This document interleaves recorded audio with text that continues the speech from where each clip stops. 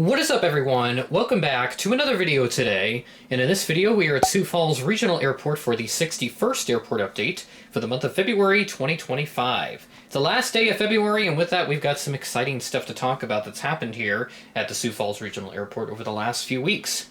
And we're starting off really strong here with our first ever Allegiant 737 MAX 8 at Sioux Falls. This aircraft arrived in from Orlando Sanford as Flight 2887, and this arrived in at 9:27 a.m. ahead of a scheduled 9:44 a.m. arrival. So, as I've talked about before, Allegiant has scheduled a couple MAX 8s in the past, but the previous two instances, they swapped them out for a 320, and both were coming from Sanford. But on February 9th, Super Bowl Sunday, they actually went ahead and sent a MAX 8 up here. November 812 November Victor, the first Allegiant MAX 8 200 to visit Sioux Falls. So this was a really exciting event here, or not really an event, but just an exciting time at the Sioux Falls Regional Airport. And I was hoping to spot this, but I really wanted to get back up to my dorm room in time for the big game. But as I was actually leaving town, I did see it take off, so I saw it heading back to Orlando Sanford, so that was really cool to see on the road.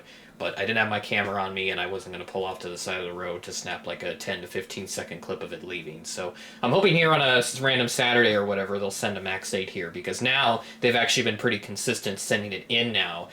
We've gotten a couple from St. Petersburg even, and then of course Sanford's been the main prominent area for these Allegiant MAX 8s here so far, but I'm sure this will change consistently throughout the rest of winter. And then we move on to our other interesting visitor, which I'm actually going to flip the camera around so you can get a better view of it. Now, on the surface, this doesn't look like an interesting visitor because we get these things all the time, which is this American Eagle Embraer 175. However, the destination, or the origin rather, is interesting. And this came in from Calgary, Canada, as Flight 3612, an Envoy-operated flight. And this arrived in at 7:19 p.m. delayed from a 6:03 p.m. scheduled arrival. So this aircraft, the delay probably doesn't matter for the reasons I'm about to talk about here, but the delay was about an hour and 16 minutes. And this happened on February 13th, so just a few days later, and I was told that the crew had timed out on this flight. So that's why the aircraft came here, so that the crew could rest up, and I don't know what happened with the passengers on this flight. I'm not sure if they got compensated with a free hotel night at the Aerostay, which is the hotel connected to the airport terminal, or whatever happened, but whatever the case was, I hope that the passengers got compensated accordingly for this diversion because of the crew timing out. But you know, I find it interesting that, you know, wouldn't they have been able to figure that out before they left Calgary, so that they didn't have to divert here to Sioux Falls, or did they just really want to get going? But whatever the case is, this goes down in the books as a scheduled diversion, which is very much an oxymoron in my opinion. But either way, very interesting with regards to how this aircraft got here. And I don't know if we'll see something like that ever again, but nice to get that documented, even if it was inconvenient. Moving over, we've got this United 737-800 with the Continental Globe livery, or Unicon livery. And this aircraft arrived in from Denver as Flight 645 at 8:36 p.m. ahead of a scheduled 8:43 p.m. arrival. We're going to go a bit of rapid fire here because I'm actually filming this on the day this is supposed to come out. I was hoping to film it last weekend, but obviously that didn't happen, and that's what happens when you set up stuff up too fast. The GSC gets a little out of whack there. So try to adjust that so it's a little bit better. So that way we don't have a collision between the baggage cart and the fuel truck back there.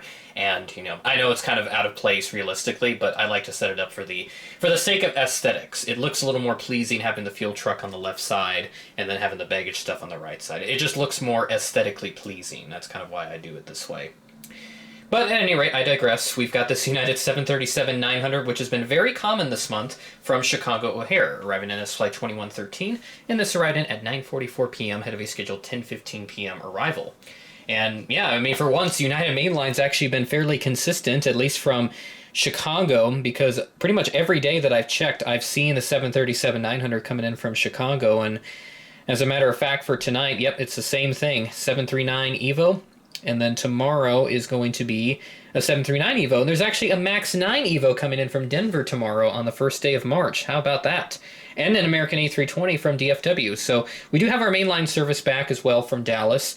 And it sounds like they've extended it quite a ways into June now, which is very exciting. So really eager to see this mainline service develop, and hopefully we'll get to the more larger aircraft on a regular basis. So the 320, the 321, maybe they'll send in a 737 one of these days. We'll have to see what happens. And then moving up, we'll have our last aircraft at the terminal here, this Delta A319 with, of course, the, oh, that is not what I want. Yeah, for some reason I got a battery warning even though that the camera indicates this battery's full. So whatever that is about, I don't know. So we're just going to keep moving on and try to get through it so I don't get that error message again. But this Delta A319 came in from Atlanta as flight 2615, arriving in at 11:23 p.m., delayed from an 11:14 p.m. scheduled arrival, so behind by 9 minutes.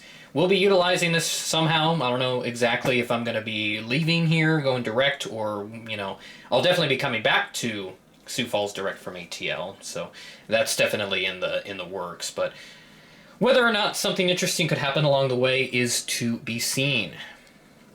And now we've got two more taxiing aircraft to check out. We've got the CRJ 550 for United Express. This came in from the Windy City as well, flight 4478, operated by GoJet. And this arrived in at 6:17 p.m., delayed from a 5:54 p.m. scheduled arrival, so behind by about 23 minutes. Oops, excuse me. And our last aircraft, we have an Air Wisconsin American Eagle CRJ 200. And again, the battery warning comes into play, but I'm just going to go ahead and film the rest of it.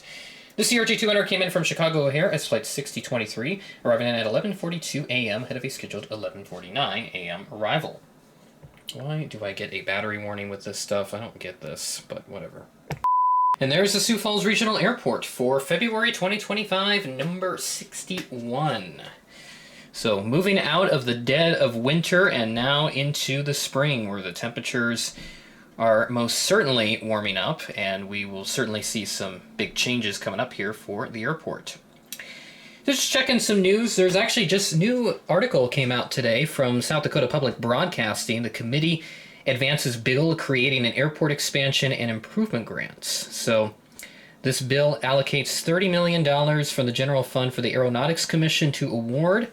So it looks like some stuff passing through the Senate right now, which is, you know, on the surface not very exciting, but with what is involved, it looks like we will be getting some more news on the expansion project here at FSD in the coming weeks and months. So very excited to cover that as we move forward. And this is another great update, even if a little short, but we do have the Allegiant MAX 8 right over there, and then our international diversion right there, which is the first time that I've ever, well, no, I shouldn't say that, because there was a Delta 739 last summer that came in from outside the U.S. It was one of the 4 diversions we got on that one day. It's all 739s, which I just found hilarious, and then the CRJ 900 just for the lulz. But that's how it is. Really excited to continue covering this airport, and many more fun developments to occur as we move through the year.